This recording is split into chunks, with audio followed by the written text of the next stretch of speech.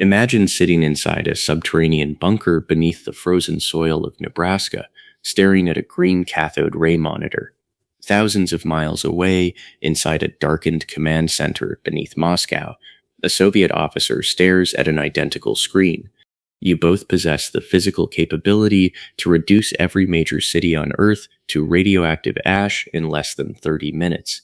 The terror of the job isn't the technology. It's the agonizing fact that you cannot read the mind of the man on the other side of the world. We love to look back at the second half of the 20th century and tell ourselves a comfortable history lesson. We reduce 45 years of global dread to a neat geopolitical chess match: capitalism versus communism, America versus the Soviet Union. That narrative is a convenient cope. This was a conflict fought inside the fragile, dark architecture of the human brain. It was a 45-year psychological feedback loop. Fear generated suspicion, suspicion birthed enemy images justified armaments, and armaments produced overwhelming terror.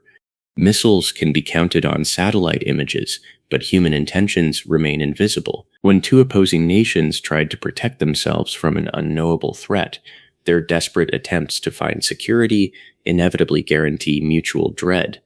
To understand how this obsession began, we have to look at a strange historical contradiction. In the spring of 1945, American and Soviet soldiers were hugging and drinking toasts at the Elbe River in Germany. Yet behind the celebratory photos, they represented two radically incompatible visions of civilization. They held opposite definitions of what it meant to live a moral human life.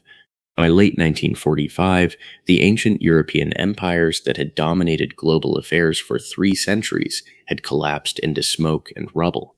Out of the ashes of World War II, only 2 dominant powers remained standing on the global stage.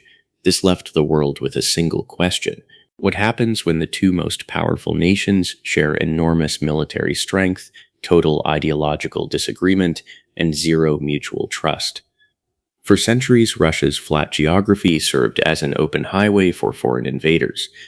After losing 27 million citizens in World War II, Soviet leaders were obsessed with preventing another invasion. They established a strict security buffer of satellite states across Eastern Europe, a strategy born of deep national trauma. Policymakers in Washington viewed the exact same events through a different frame.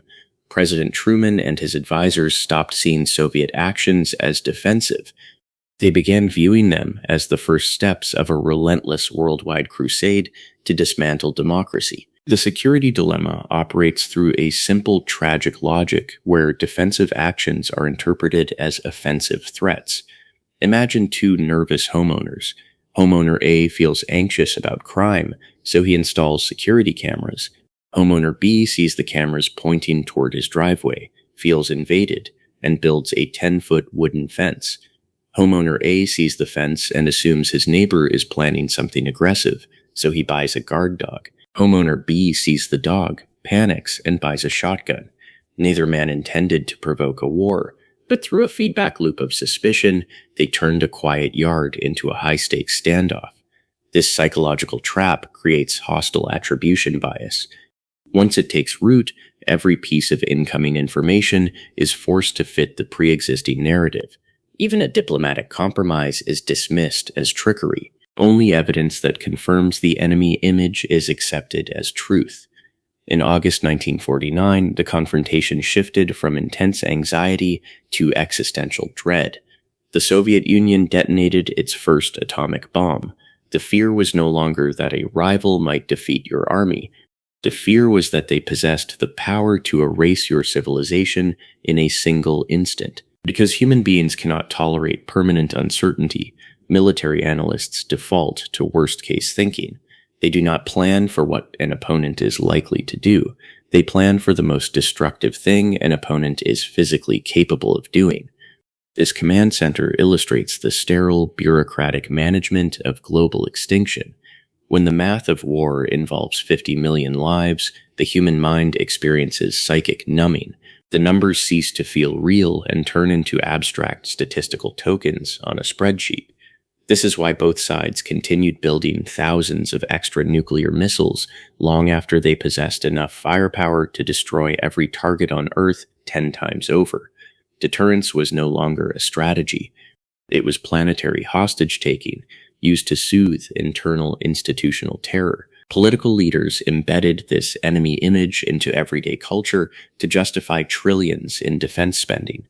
They harnessed the natural human instinct for in-group versus out-group psychology, associating their own side with morality and the other with darkness. Public anxiety transformed a targeted security threat into a generalized moral panic. Senator Joseph McCarthy launched witch hunts that forced civilians into self-censorship. People publicly complied with the hysteria because they mistakenly believed everyone else supported it.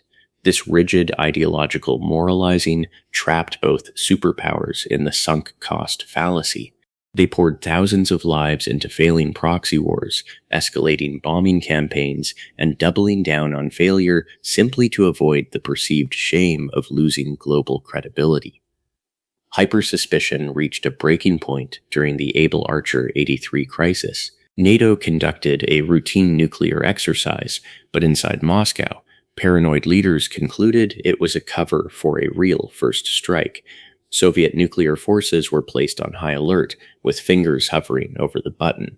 For several terrifying days, the world sat on the edge of accidental apocalypse. It proved that the ultimate danger was not calculated evil, but the reality that a routine action viewed through a lens of paranoia looks exactly like the end of the world. The existence of these shared psychological traps does not create a moral equivalence. The Soviet Union was a brutal totalitarian state that crushed democratic uprisings and censored its citizens. America remained a constitutional democracy with open political debate, yet both systems became prisoners of the feedback loops they had created. The spell was finally broken at the 1986 Reykjavik summit.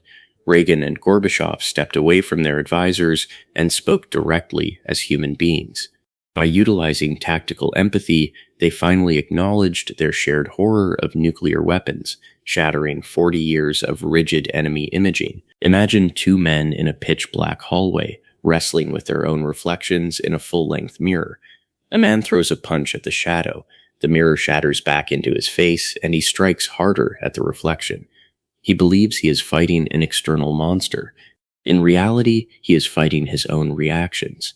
The United States and the Soviet Union were reacting to their own interpretations of each other. They became obsessed with a shadow, building a world where preparing for the worst almost made the worst happen. The geopolitical Cold War ended with the collapse of the Berlin Wall, but the cognitive biases that fueled it remain hardwired into human nature. Threat perception and confirmation bias are permanent parts of our psychological operating system. Propagandists of the 20th century lacked the tools we use today. Modern digital algorithms are engineered to isolate our perceptions, feeding the deep-seated human need for tribal safety. They accelerate the exact same in-group versus out-group biases at a speed that turns simple disagreement into existential rage. When you feel the pull of collective fear, step back from the crowd, interrogate your own assumptions, grant empathy to those across the political aisle, and build your own quiet garden of independent thought. Obsessive external threat perception provides no real safety. Security is found by cultivating an unshakable internal compass of moral autonomy. Build your own life first, then choose wisely. I will see you in the next one.